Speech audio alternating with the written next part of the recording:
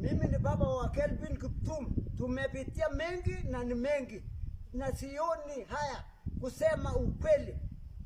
Iko mtu amenyanyasa sisi kutoka Keyo, ako kwa serikali na ako na nguvu ya kutosha.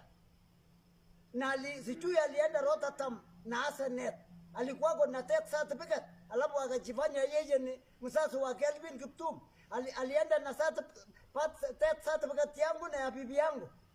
Amenyanyasa sisi mpaka akatoa hata Asenet akaenda kwa kampuni ya Kolaso. Hata saa hii iko Kolaso, wasungu wakiingia wanamalizana kwa Kolaso. Asenet nabaki kwa Kenya, wasungu naenda. Sisi tumeteswa watoto, sisi tumeteswa wasasi wa Kiptum.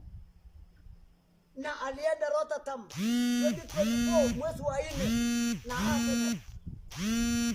Na akarutisha Baudejo kutoka juu mpaka Kaptagat na kurudisha tena. Alitumia nguvu ile hapo naye. Wakafanya Baudejo hapo Kaptagat na sisi hatuku kwako. Mimi nashangaa mtu msema iko na watoto yake na kuja kunyanyasa sisi. Mimi nalaani yeye na Asenet maishani mwangu. Hata tukikuba na bibi yangu na mimi wala wataua sisi ni Asenet na huyo mwenye iko na cheo kwa serikali. Mimi nalaani yeye kwa kaburini ya mtoto yangu mpaka mkube. Ajue ya kwamba mimi nalaani yeye na Asenet hawezi baki.